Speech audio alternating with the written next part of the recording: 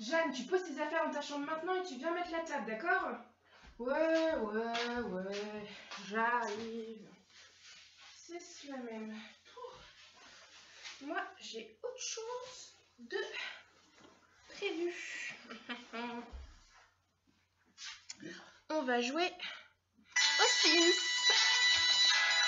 Alors, où est-ce qu'elle en est, Nora? Alors, il te faut quoi en compétences pour améliorer dans ton métier? 2 compétences cuisine, c'est parfait. Direction le frigo, tu vas nous faire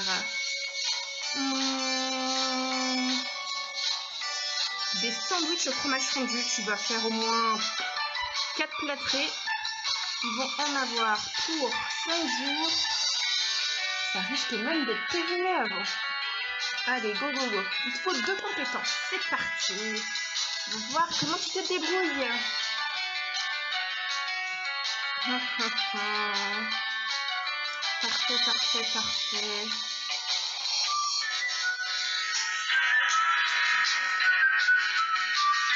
Parfait.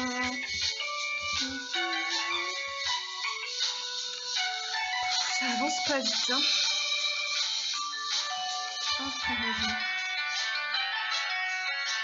Il se passe quoi là? Nora,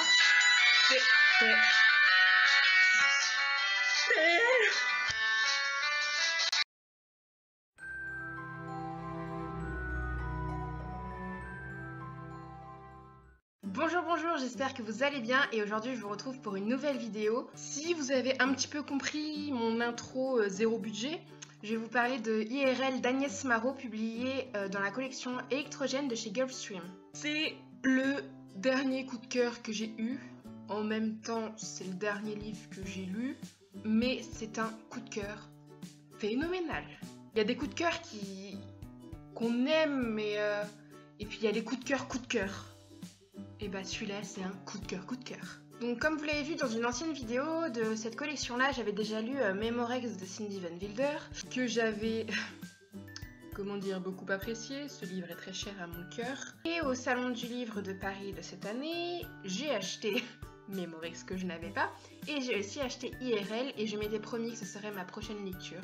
Et ça a été ma prochaine lecture, et que du bonheur, franchement, que du bonheur.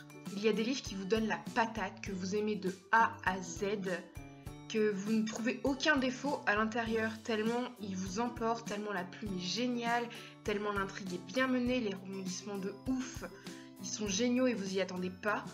Et ben, y a des romans comme ça et IRL fait partie de ces romans pour moi. Je crois que j'ai pas les mots pour vous expliquer à quel point c'est un coup de cœur, mais pendant cette vidéo je vais quand même essayer de vous faire comprendre que c'est un coup de cœur, mais je pense que vous l'avez déjà compris. Parlons un peu du résumé avant de vous parler de mon avis personnel. Donc c'est un livre de science-fiction dans lequel on suit Chloé, qui vit paisiblement dans Live City, qui vit avec sa maman parce que son papa est parti, qui a une meilleure amie qui est canonissime, qui est la reine du lycée. Elles s'entendent super bien. Et il y a un nouveau qui arrive dans la classe, et Chloé s'entiche bien de ce garçon qui s'appelle Ilmi. Ils vont se rapprocher jusqu'au moment où Chloé voit une caméra en train de les filmer. Et là, toute sa vie va basculer parce qu'elle va comprendre qu'elle vit dans le mensonge depuis le début et qu'en fait, elle est un personnage de jeu vidéo pour les gens réels comme nous. En fait, Live City, c'est comme les Sims, mais dans le futur, et en fait ce sont des vrais gens qu'on manipule. C'est comme si vos petits personnages que vous créez dans les Sims, et bah ils avaient une vraie vie en fait.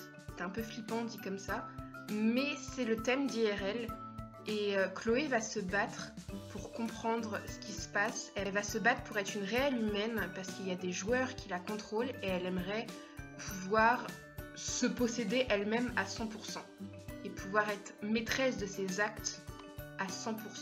24 heures sur 24, 7 jours sur 7. Donc là, je vous ai fait un résumé assez court parce que je pourrais vous en dire plus, mais je ne pense pas qu'il y a besoin de vous en dire plus parce que ce serait vous spoiler du comment elle arrive en fait à gérer cette situation, et je pense pas que ce soit nécessaire pour vous résumer le livre. Je préfère que vous découvriez par vous-même si ce n'est pas déjà fait.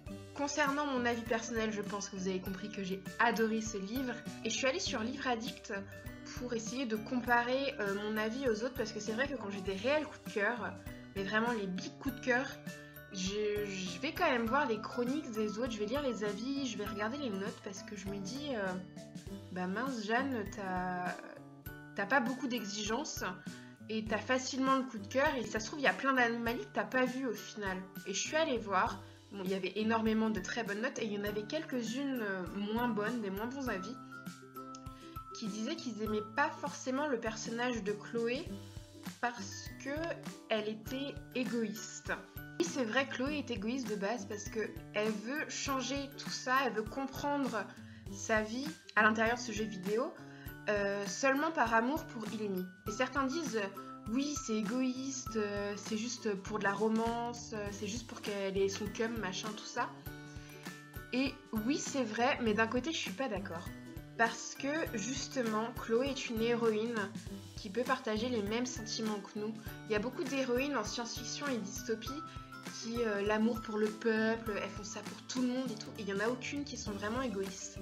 Et Chloé est égoïste sur ce point-là. Et je trouve ça génial.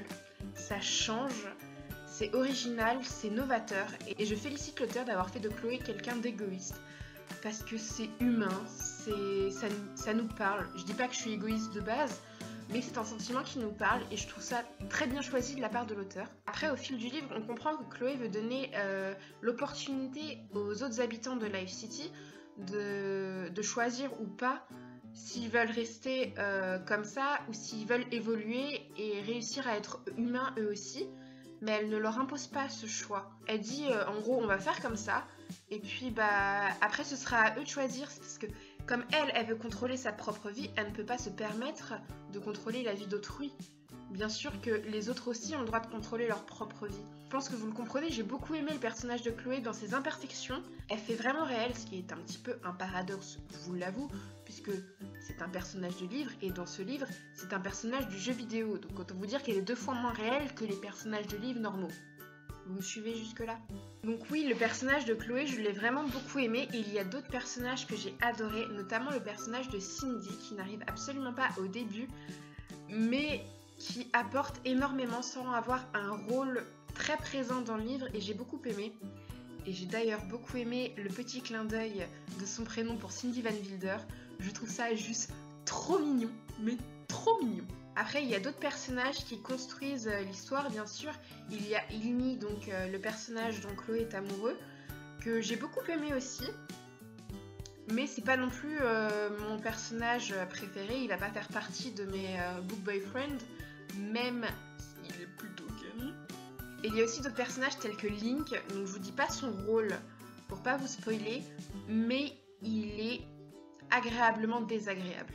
Je ne sais pas si vous allez me suivre avec cette formulation, et j'ai adoré détester ce personnage parce que il est malsain, et c'est assez perturbant parce qu'il croit vraiment en ses convictions, il pense vraiment qu'il fait le bon choix, alors que c'est super malsain. J'ai trouvé la psychologie de ce personnage super bien amenée. J'ai détesté ce personnage parce que j'aime pas du tout son rôle dans l'histoire, mais il est tellement important dans l'histoire que j'ai adoré le voir évoluer dans cette histoire.